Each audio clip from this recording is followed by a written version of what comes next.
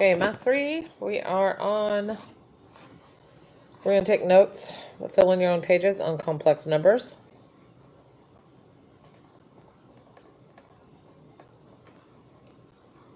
Okay. Okay, here we go. I've already started this, so you guys will fill it in as we go. So complex numbers. So definition, again, pause it whenever you need to.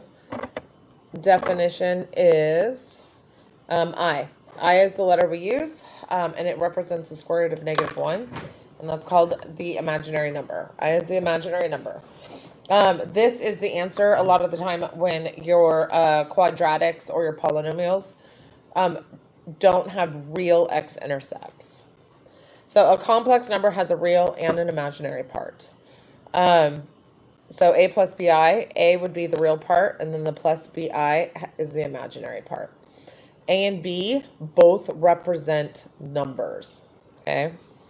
Complex numbers often come in pairs when solving equations called complex conjugates, and we'll do a few problems of these, a plus bi and a minus bi.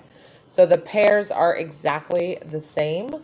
The only thing that's different is the plus and the minus sign. So go ahead and pause it now to copy that down. Okay, so we're going to simplify these two. Square root of -81. So in the past, if you had put that in a calculator, you would have had your calculator say error. That is no longer our answer. We're not going to say no solution anymore. So the square root of -81 is, if we break this down, -1 times 9 times 9. So the square root of -1 is I. The square root of, so if I have 9 squared, that cancels with the power. So that cancels with the root, sorry. A square and a square root cancel, so that's just going to be 9. And when we write these, we write them with the number first. Square root of -12. So since it's negative, I got a -1. 12 is 4 times 3. So the square root of -1 is I. The square root of 4 is 2. The square root of 3, we don't know, so we leave that as the square root. So to write this in the correct order, we would actually put the 2 first, then the I, and then the square root 3. Okay, so it's basically the same as taking regular square roots, you just have an I in the answer. So we're going to work on the operations. Here on this side are 2 examples of adding and subtracting. So adding and subtracting, it's basically just like combining like terms. 7i plus 4i means you have 11i. Again, pause if you need to. I'll move it back up there just in case you do have to pause it. 2 is literally just combining like terms. So combine like terms. I've got an I and a -3i, which makes -2i. And then I have a +4. So I'm going to rewrite this like that. So I put the 4 first, the real part first. So this is the real, and then this is the imaginary. And that is a complex number. So it's just combining like terms. And when you write the answers, just put the real part first and then the imaginary part. To multiply 7i times I gives us 7i squared, but we're not done with this one. The reason why is I is the square root of -1, and since we're squaring that.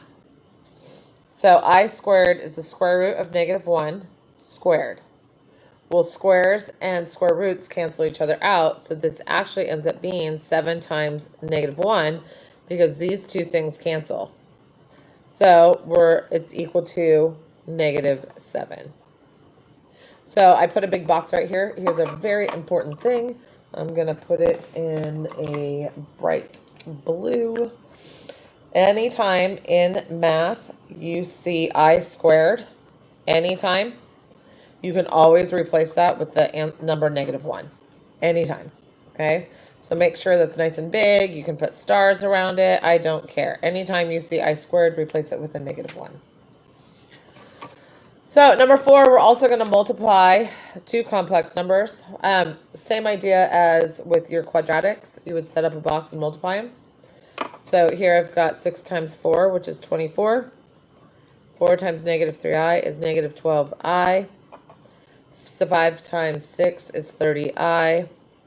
And then 5 times negative 3 is negative 15, but I have I squared there. So I end up with 24 minus 12i plus 30i minus 15i squared.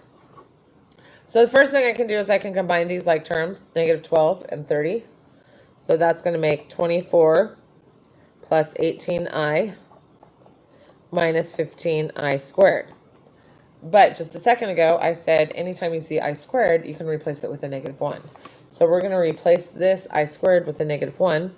So that's 24 plus 18i minus 15 times, instead of I squared, negative 1, which when we multiply those end up at being a positive 15.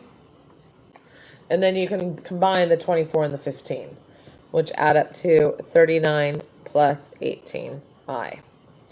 And 39 is the real part, and 18i is the imaginary part.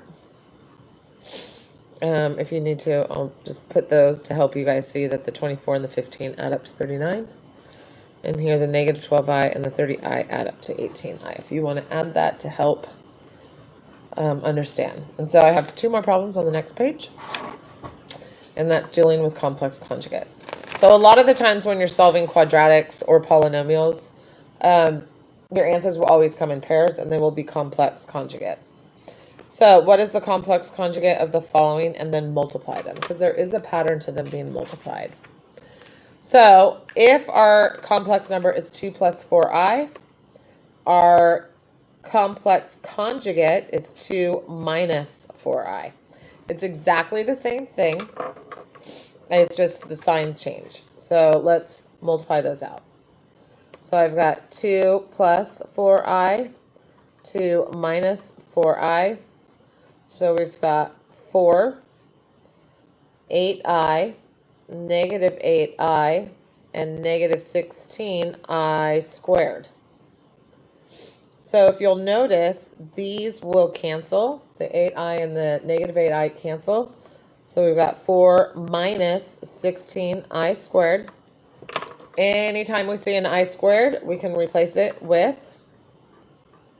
negative 1, which means 16 times, that is not really easy to see.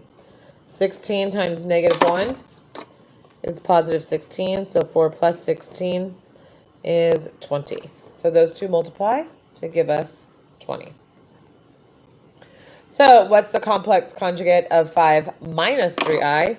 Okay, this complex conjugate is the exact same thing, except you change the sign. 5 plus 3i.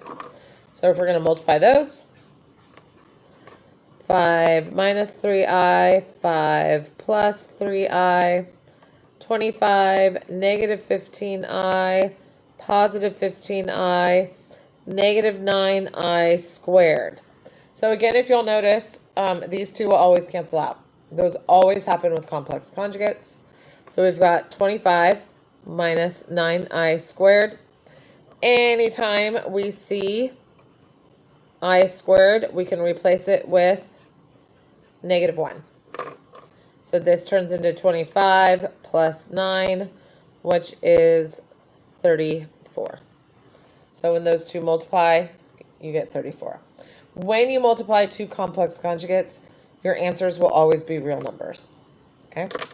And that is your notes on complex numbers.